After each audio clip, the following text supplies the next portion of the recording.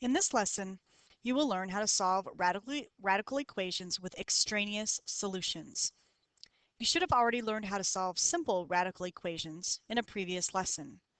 Extraneous solutions is when sometimes it appears that you have two answers, but then one or both of them actually don't work when you plug them back in. This is why it's important that when you solve a radical equation, you plug your answer back in for x and double check and make sure it actually works. Let's take a look at some examples. Just to remind you, this is a radical equation because it has a radical symbol in it. And we're trying to figure out the value of x.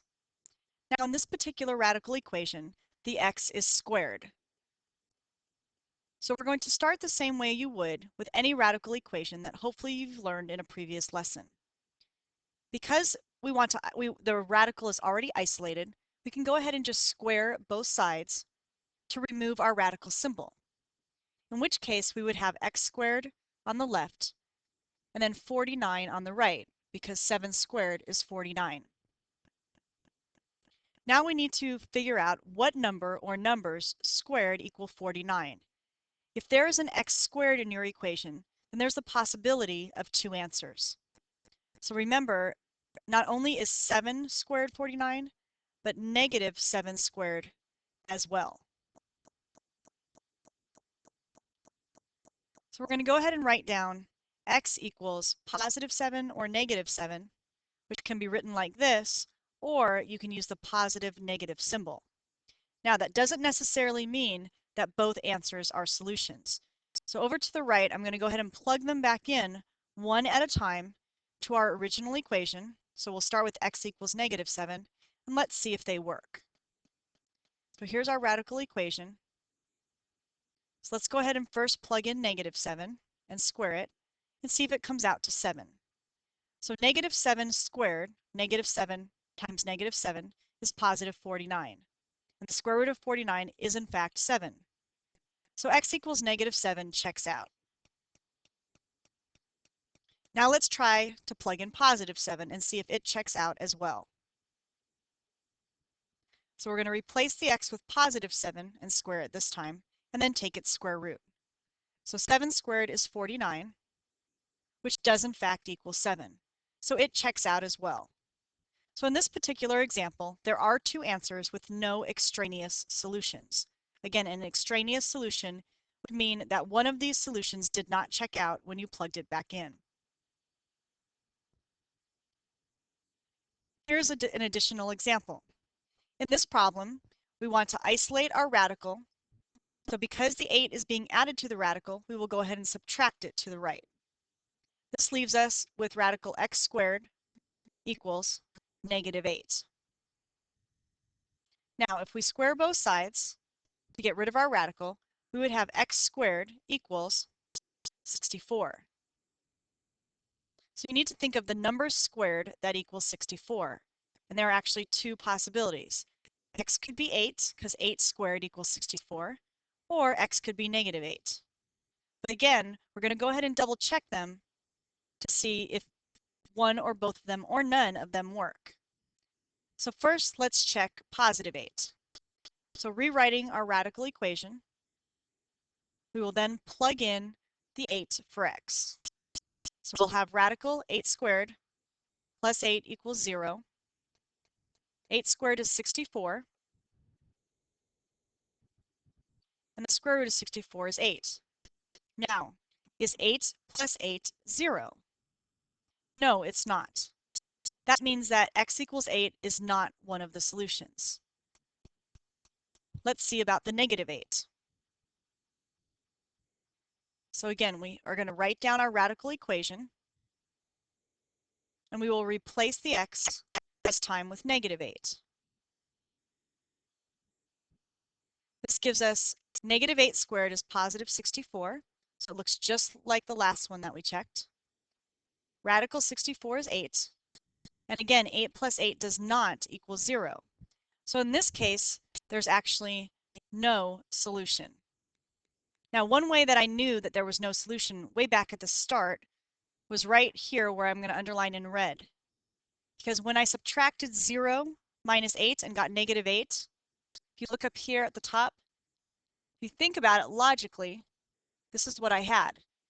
And is it possible to have a number under a radical sign, take its square root, and come out to a negative? It is not possible.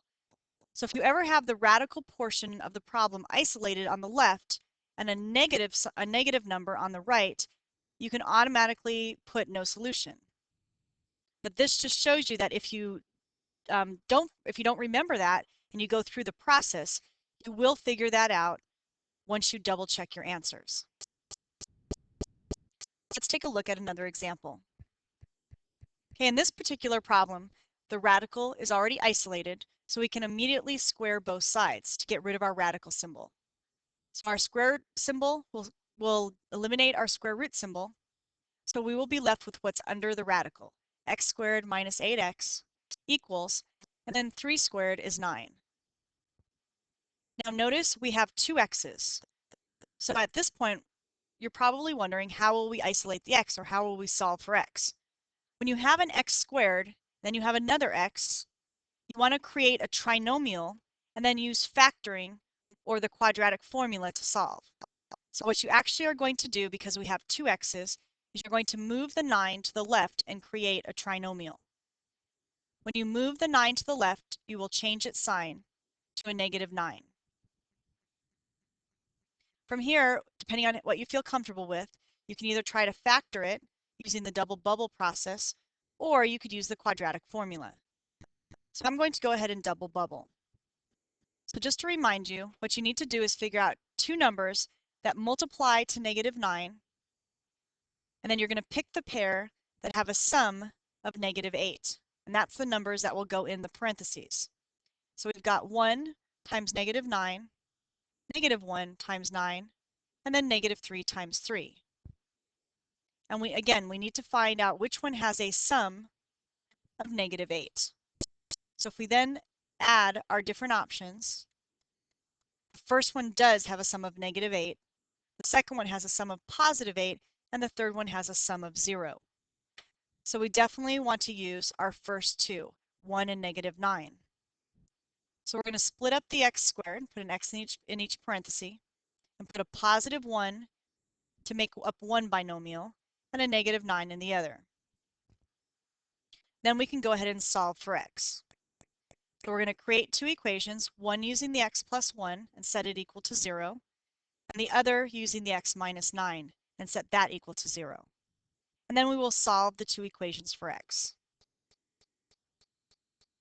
So our first answer appears to be negative 1, and our second answer appears to be 9. But again, we don't know if there's an extraneous solution or two, so we need to go over to the right and double check it. So let's start by double checking the negative 1. So we'll first copy down our equation, and then we will replace both x's with negative 1. So we'll have negative 1 squared minus 8 times negative 1. And we're going to see if the left side equals 3 once we're finished. So negative 1 squared equals positive 1. Then negative 8 times negative 1 is a positive 8. If we add that together, we're going to get radical 9, which is a perfect square, and does in fact equal 3. So x equals negative 1 checks out. Now let's check and see if x equals 9. So again, we're going to replace both x's in our equation with 9, which would give us 9 squared minus 8 times 9, and we're going to see if all of that equals 3. So under the radical, 9 squared is 81, and 8 times 9 is 72. 81 minus 72 is 9, which again is a perfect square and does equal 3. So x equals 9 checks out as well. So for this particular problem, we have two answers. But don't stop here, because you're going to start seeing when you only have one answer work. So in this problem, you're going to see that only one of our answers will work. So this one will have an extraneous solution. So notice that the radical is already isolated, so we will immediately square both sides. So we'll eliminate our radical and drop down the expression underneath the radical. And then we have x squared on the right. Now again, because we have two x's, we need to form a trinomial, and we're going to move the terms towards the side that has the positive x squared, because it's better to keep the x squared positive. So over with the x squared, I'm going to move the 4x and change its sign to a negative, and I'm going to move the 21 and change its side to a negative. So here we have a positive, we have a positive x squared because we moved everything to the right. Now we're going to go ahead and double bubble this if we can, or you can use the quadratic formula. So we'll split up the x's. Then we need to determine the different numbers that multiply to negative 21 and then have a sum of negative 4. So our options are 1 and negative 21, or negative 1 times positive 21. Then we have 3 times negative 7 and negative 3 times positive 7. And we're going to pick the pair that have a sum or add up to negative 4. And that would be the 3 and the negative 7. So we're going to place a positive 3 in one parenthesis and a negative 7 in the other. Now we need to solve. So we're going to create two equations, one with the x plus 3 and one with the x minus 7. So if we solve the first equation, we get an x value of negative 3. The second equation gives us an x value of 7. But again, we're not sure if one or both or none of them are the actual answers. So let's go ahead and check them. So first, let's check to see if x equals negative 3. So we're going to plug that into the radical for x for both x's. So we have an x on the left and then we have an x on the right. Actually, the negative 3 didn't need to go in parentheses. There was just an x. Now let's simplify what's under the radical. So we have negative 12 plus 21. We're going to see if that equals negative 3. So negative 12 plus 21 is 9, which equals 3. But notice there's the negative sign, so it needed to equal negative 3. So because it does not, negative 3 is not one of the answers, so I'm going to cross it out down below. This leaves us with the possibility of 7 being an answer. So let's try the 7. So here we have 4 times 7 plus 21, and we're going to see if that equals 7, because we have an x on the right side of the equal sign. So we have 28 plus 21, which is 49, and radical 49 does in fact equal 7. So 7 is the only answer, and negative 3 was our extraneous solution.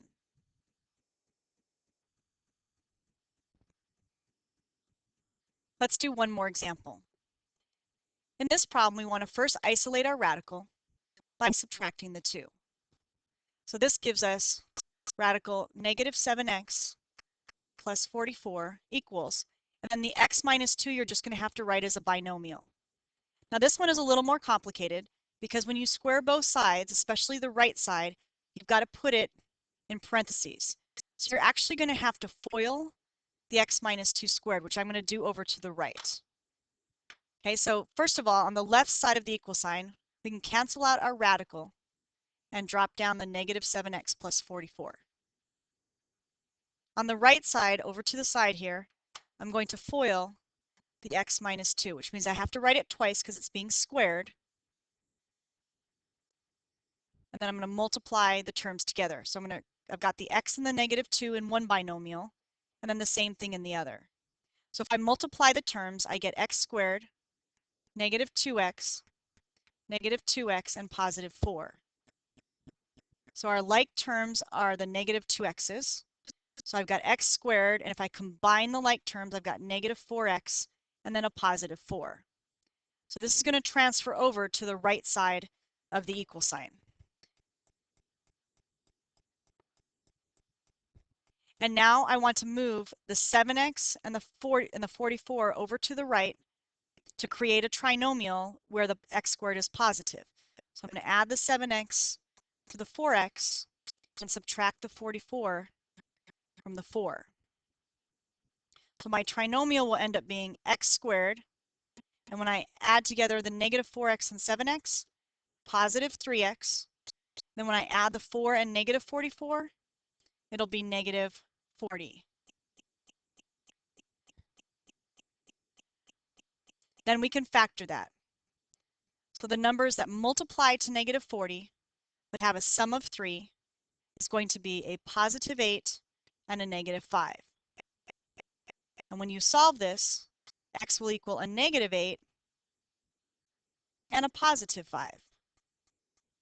But again, we have to check for extraneous solutions to see if one, both, or none of them are solutions. So let's go ahead and do that next. Okay, so let me erase what's over here in black so I have some room. Then I'm going to go ahead and plug in my first possible value, which was negative 8. And let's see if that works. So we have, that doesn't leave me very much room, so let me erase that line. So we have square root of negative 7, and we'll replace both x's in the equation with negative 8s. So we have negative 7 times negative 8 plus 44 under the radical plus 2. Then on the right side we had an x, so we're going to put a negative 8. So we want to see if everything on the left side equals negative 8.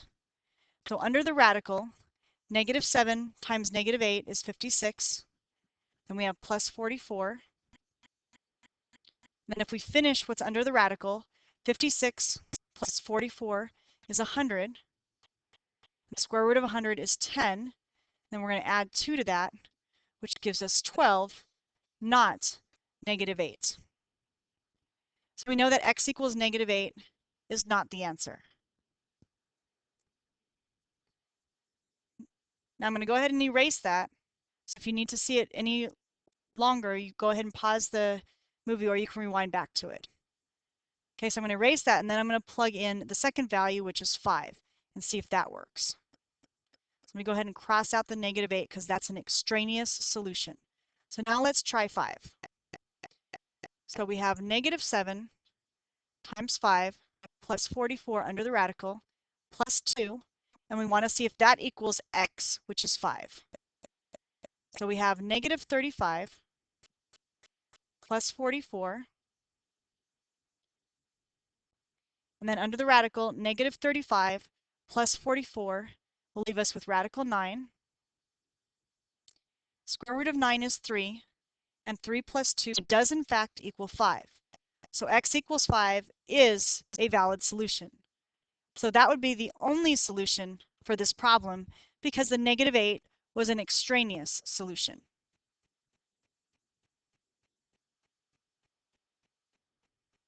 And that completes the lesson on solving radical equations with extraneous solutions. Good luck.